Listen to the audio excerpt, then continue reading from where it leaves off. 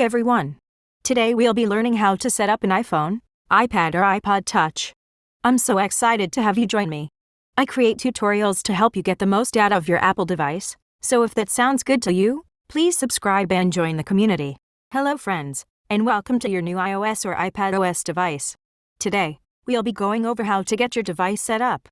If it's your first Apple device, welcome to the club. We're thrilled to have you on board. I know it can be a bit intimidating to learn a new product, but never fear. I am here to guide you through each step of the setup process and make sure you can hop right into using your new device. I created this tutorial using an iPad Pro, but most of the settings and options will be the same no matter your product. For reference, we'll be working with iOS 15. This version of iOS and iPadOS released in September 2021, so if you're going through this tutorial at a later time, some things may be a little different. I'll keep this updated as changes happen, so make sure you check for edits and updates. If you need any clarification, or just want to say hi, please leave it in the comments below. Don't forget to like this video if you found it helpful, and subscribe for more tech tips. Step 1. Turn on your device. Before you can set up a new iPhone, iPad or iPod Touch, you'll need to turn the device on. For iPhone 10, XR, XS, XS Max, 11, 11 Pro, 11 Pro Max, 12, 12 Mini, 12 Pro, 12 Pro Max, 13, 13 Mini, 13 Pro and 13 Pro Max. Press and hold the side button until you start to see the screen light up. You can let go of the button when you see the screen turn on. For iPhone 6, 6 Plus, 6S, 6S Plus, 7, 7 Plus, 8, 8 Plus and SE, second generation. Press and hold the side button until you start to see the screen light up. You can let go of the button when you see the screen turn on. For iPhone 2G, 3G, 3GS, 4, 4S, 5, 5S, 5C, SE, first generation and iPod Touch, press and hold the top button until you start to see the screen light up. You can let go of the button when you see the screen turn on. For iPad 1, 2, 3, 4, 5, 6, 7, 8, 9, Mini, Air, and Pro, with the device in portrait mode, press and hold the top button until you start to see the screen light up. You can let go of the button when you see the screen turn on. After your device turns on, you will be presented with the word hello flashing on the screen in multiple languages. Step 2. Go through the setup assistant. Already, you've gotten your device turned on and been greeted in multiple languages. Depending on your device, you'll be prompted to either press the home button or swipe up to get started. If your device has a home button, it'll be located near the bottom center of the device. This will be just above the charging port where you plug the device in. If your device is all screen, you'll see a bar near the bottom center of the screen. Place your finger on the bar and swipe up to reveal the next screen. Step 3. Provide some basic information. On the first screen, you'll be prompted to select your language. Choose the language you're most comfortable with. Your selection will be the language used for the remainder of the setup. This will also be the language used and your device is your primary language. Language preferences can be changed later in settings if you need to switch this at a later time. Next, select your country or region. Choose the area that you currently live in. Not all features and settings are available worldwide, so selecting the correct geographic area is important. If you make a mistake or relocate, you can change this option later in settings. Finally, you'll be asked if you want to set this device up using Quick Start or if you'd like to configure your device manually. Quick Start is great if you have another Apple device that you'd like to copy the information from. If you decide to use Quick Start, both your new device and your old device will need to power on. The old device will need to be signed in on your Apple ID, and you'll need to enter the passcode used to unlock that device. I'll add a link to Apple's guide on using Quick Start in the description box below. If you don't have another iPhone, iPad, or iPod Touch to transfer your data from, you'll want to select the option to set up manually. Setting the device up manually will still give you the option to transfer your data from either iCloud, a computer or an Android device. Step 4. Personalize your device. If you selected the option for Quick Start, your data is in the process of syncing over.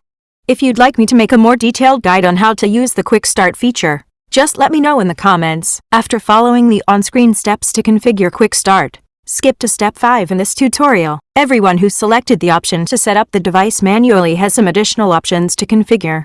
You'll be asked to enter the information for your Wi-Fi network. Connecting to a wireless network is optional, but if you're transferring your data from iCloud or Android, you'll need to have a reliable Wi-Fi connection.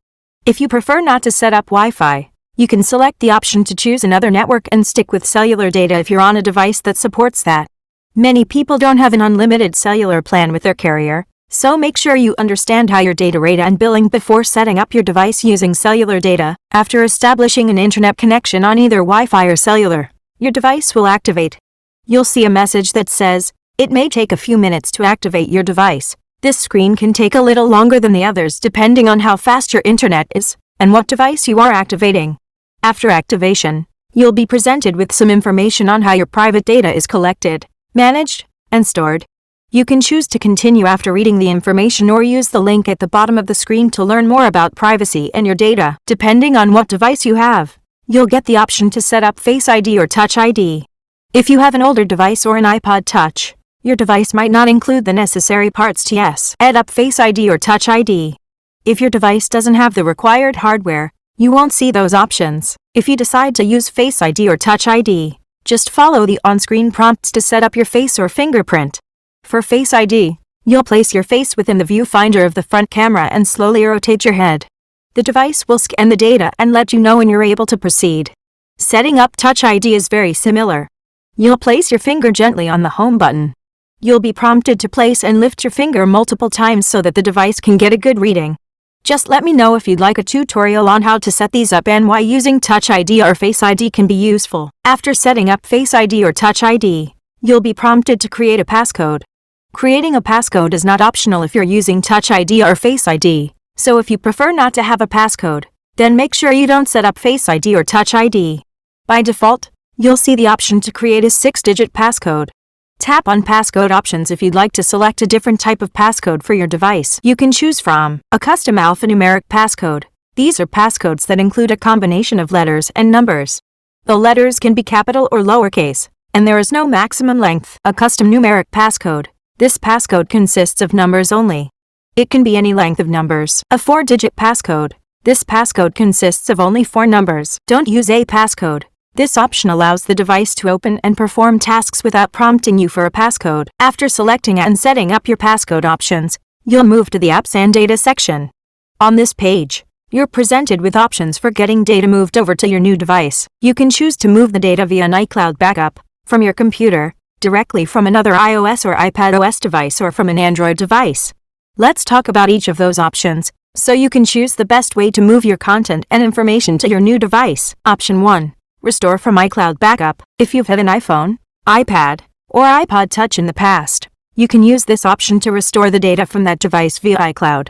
You would need to have previously used iCloud to store a copy and back up the information on that device. If you're not certain that you made an iCloud backup, the next screen allows you to sign in with your Apple ID account. From there, you'll see any backups stored in your iCloud account.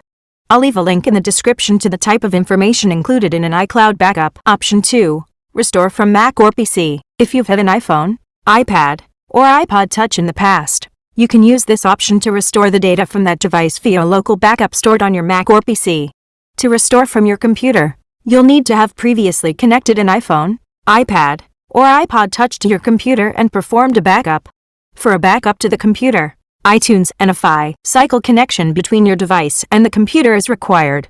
Connecting to your computer is usually faster if you have a lot of data to restore. If you perform an encrypted backup of your old device, you can restore information such as Wi-Fi passwords and app login information.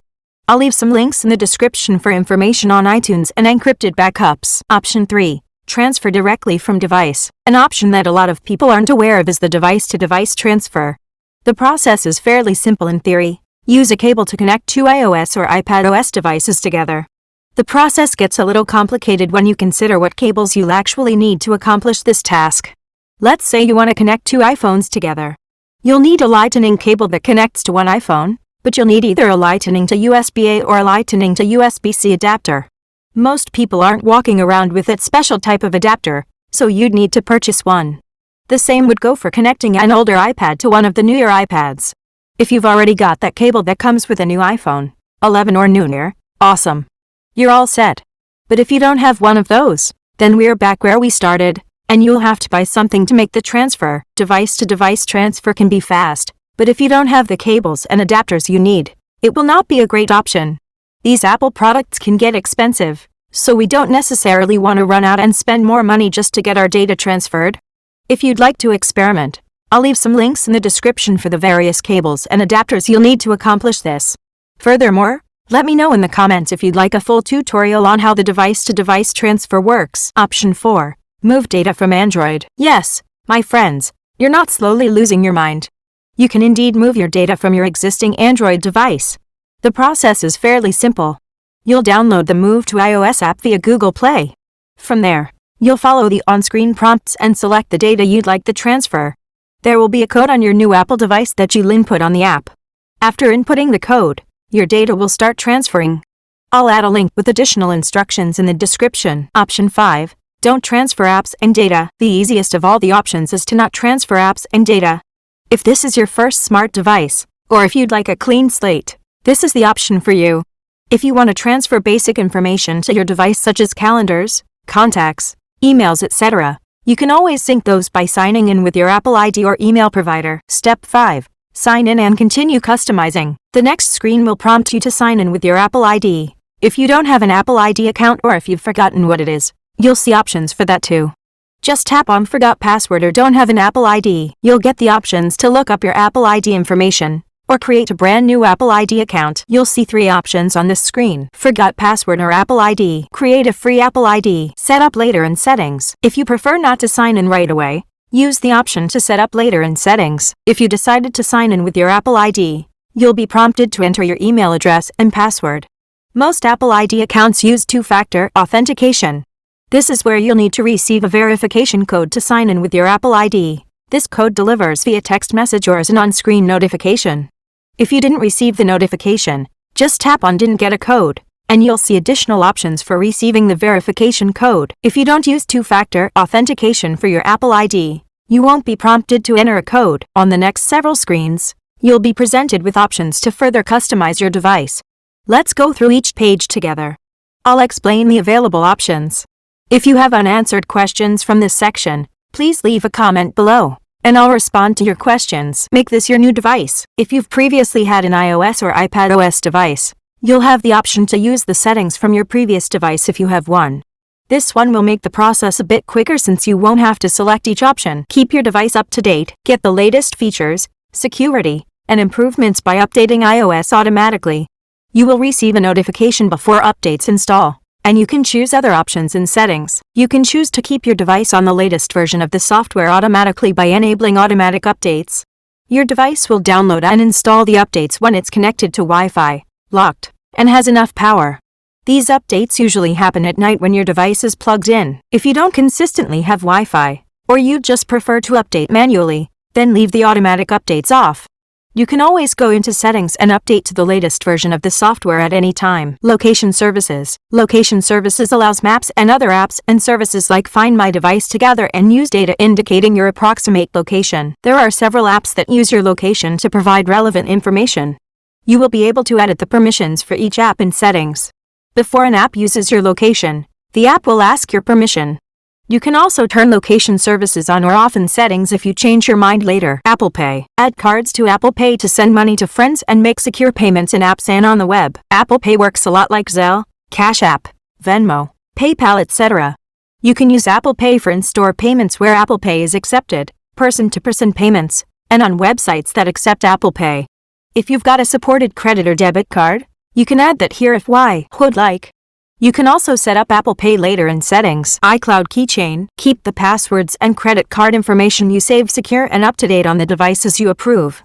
The information in your keychain is encrypted and cannot be read by Apple. If you frequently type in email addresses and passwords, iCloud Keychain can help. The iCloud Keychain will securely store your website and app logins, so you don't have to type them in each time you visit the app or website. When you set up Keychain, your information can be automatically filled in. You'll be prompted to use Face ID, Touch ID, or your passcode to authenticate. If you use a different password manager or if you just don't want to store this information via iCloud, you can skip this step. Siri helps you get things done just by asking. Siri can even make suggestions before you ask in apps, keyboards. To use Siri, press and hold the top or side button or say Hey Siri anytime. Think of Siri as a virtual, personal assistant. Siri can perform a variety of tasks such as looking up information, scheduling events, running automations, and managing your device. You'll get the option here to configure the settings for Siri, or you can configure these options later. Screen time. Get a weekly report with insights about your screen time and set time limits for apps you want to manage. You can also use screen time on children's devices and set up parental controls. If you've ever been curious about just how much time you're spending on your device, Screen Time will provide you with answers. In addition to receiving insights on how you use your device, you can also set up time limits and restrictions based on app categories and usage. The Screen Time feature can be very helpful if you want to add restrictions for yourself or another user. You can set some options on this screen, or decide how you'd like to configure screen time later in Settings. Device Analytics. Help Apple improve its products and services by allowing analytics of usage data from your iPad. You can change your decision later in Settings. All data is collected using privacy-preserving techniques such as differential privacy and is not associated with you or your account. Sharing your device analytics is a very personal choice. If you decide to share this information, the data can be used to improve future products and features. There's an option here to learn more about that data and how it's shared. It's great information if you're interested in gaining a better understanding of how this all works. Appearance. You can decide if you'd like your device to display information in light mode or dark mode.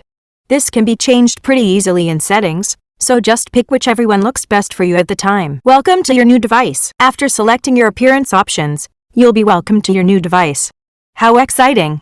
You can tap Continue, and you'll be taken directly to your home screen, where you can jump right into using your favorite apps and customizing your device further. Thank you so much for joining me as we take the exciting journey of setting up our new devices. If you found this tutorial helpful, please use the thumbs up button to like the video. I'll be releasing new tutorials weekly, so please subscribe and tap the notification bell to be notified when I upload new tutorials. If there's something specific you'd like to know about setting up your device, please leave me a comment below. I'm happy to answer questions and provide additional resources. Have a great day, and I'll see you in the next tutorial.